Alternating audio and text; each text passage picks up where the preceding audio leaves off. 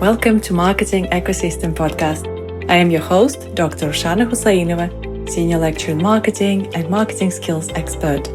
Here we're discussing all things marketing with a special focus on sustainable and regenerative marketing, artificial intelligence, AI, and marketing skills. Let's do this. Hello friends, and very warm welcome to this episode of Marketing Ecosystem. My name is Roshana, and today we're talking about the environment, so environmental analysis, what it means. And I will include an example of why there were no tomatoes in supermarkets, just quite recently in the UK, actually. And so let's start with that.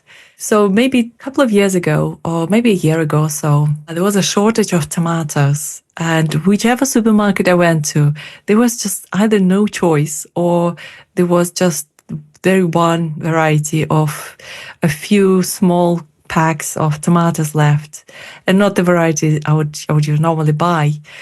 And I started thinking about what happened. If you looked at the news, they'd give you different kinds of answers and reasons, with anything from Brexit to war in Ukraine to, environmental situations. But I think it came down to two things. So there was indeed environmental instance of a stormy weather that disrupted supply of tomatoes from, I think, Morocco to mainland Europe. And there was something that it was like a particularly dry summer or something like that affected amount of tomatoes being produced in Spain. And since the UK is no longer part of European Union, then Spain prioritized supplies to European countries. And as a result, we ended up with having no tomatoes in supermarkets for something like a week or so. So not a big deal. No one died. But it was an unusual thing to not see a product that is kind of basic food item, not to see that, or not to see the choice of that product in supermarkets, right? And I hope that actually demonstrates how it is important to understand the environment a company operates in. And in my time working in marketing, in industry, as well as consulting companies and self-employed consultants on marketing, on topics of marketing, understanding your environment is very important. So in industry, they may not call it environmental analysis, or they may not use the abbreviation PESTEL, which is political, economic, legal, environmental, and social or social-cultural impacts. It's something that we always cover in marketing and introductions to marketing and principles of marketing modules in universities. And they may not say that we're going to use Porter's 5 forces that looks at microenvironment, which is forces that are more immediate but still external environmental factors for a company. So companies may not call that, but inevitably all organizations will be analyzing their external environments in order to then be able to tailor their offering, to tailor their strategy to what's happening outside, and then to better understand where the market is moving, and then to be able to proactively create plans and actions to mitigate some adversities potentially, and then to obviously adapt to changing environment. And if you look at the history, environment has done nothing but changed. As they say, change is the only constant, right? So I've mentioned the PESTEL, and if you pick up any marketing textbook, you will know that this is always present in most textbooks, right? So PESTEL actually started as PEST, P-E-S-T, and then it added environmental and legal. I think legal came together with political in the older versions, but now the model is known as PESTEL. And it looks at so-called macro environment, because such forces as, for example, political forces, they are not inside the zone of control of pretty much any company, really, right? Because political forces operate on national and international level. And other things, including legal, environmental, economical, etc., they are very much external to a company and very macro level, with companies having not a lot of impact on those factors. I'm going to just pick up on a couple of them. So the latest and biggest change out there is the emergence and development and progress that's made within artificial intelligence domain.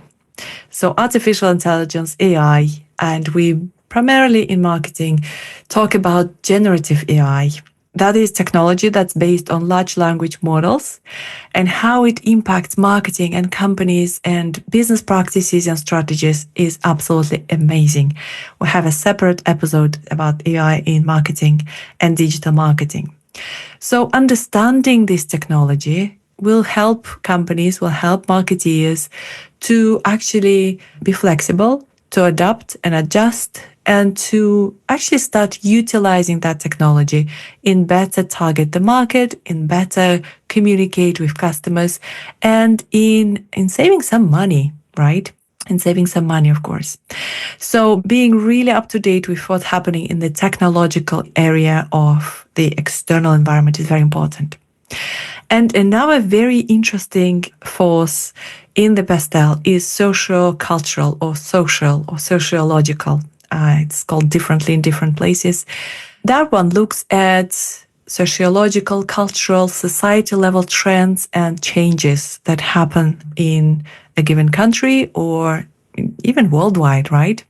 As they say in globalization publications, that in today's world, a 21-year-old person living in France has more in common with 21-year-old person living in, say, America than they have with their own parents living in the same country, right? So there are some interesting generational differences, generational trends and themes companies absolutely must understand in order to not just be able to create products and create delightful experiences and services, but also to attract key talent, to motivate employees and to attract best employees to their companies.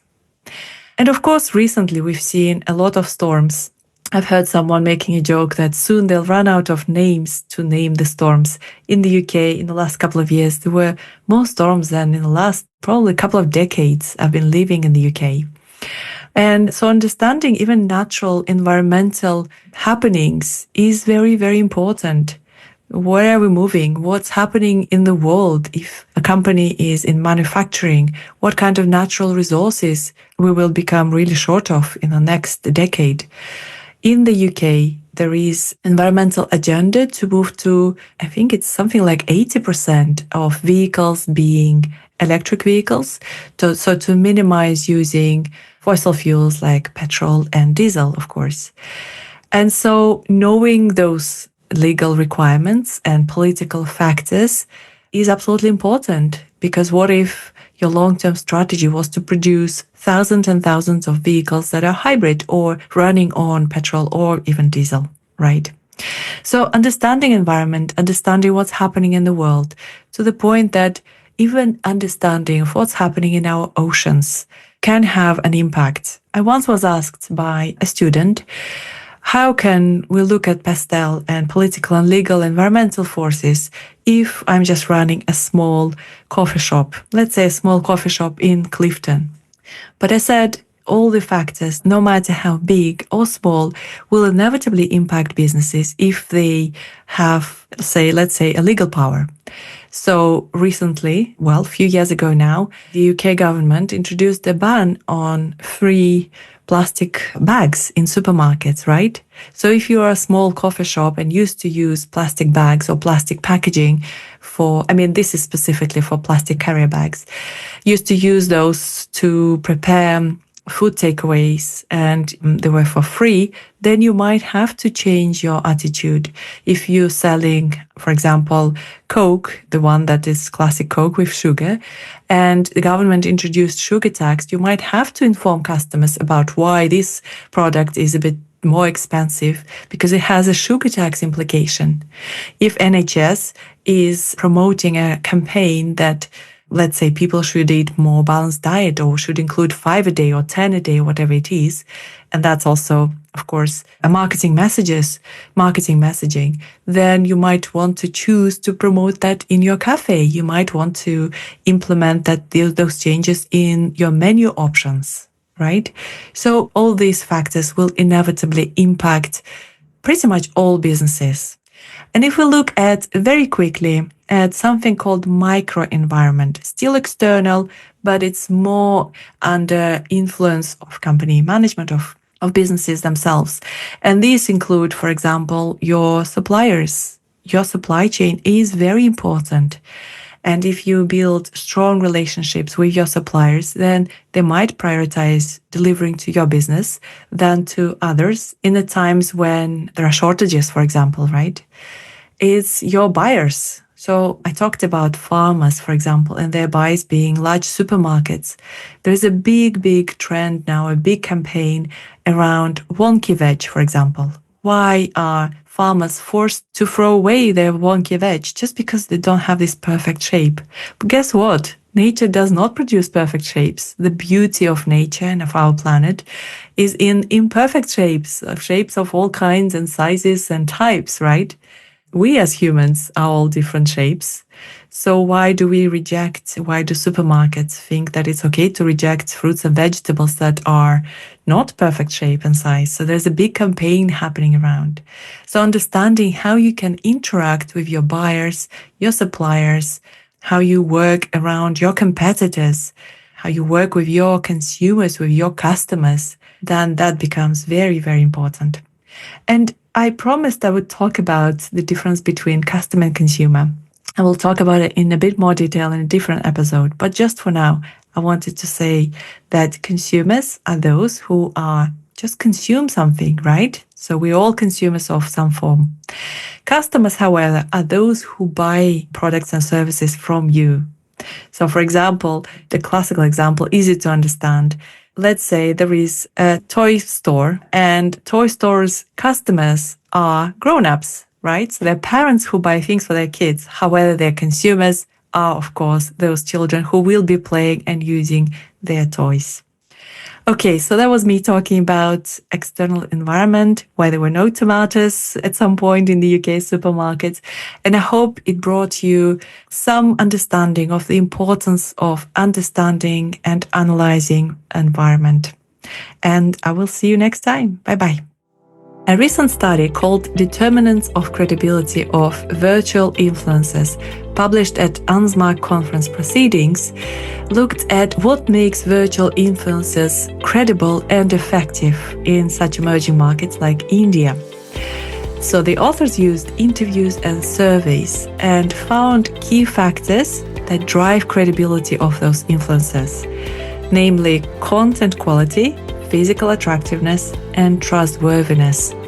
So the authors found that these elements shape how audiences perceive the influencers, and that impacts their audience's attitude towards both the influencer and the brands they promote. So very important factors, very interesting findings here. That's it for today. Thanks for listening to Marketing Ecosystem. I hope you've enjoyed this episode. Have a think about 3 things that you found particularly useful or interesting and share them with other marketing enthusiasts. Until next time, bye-bye.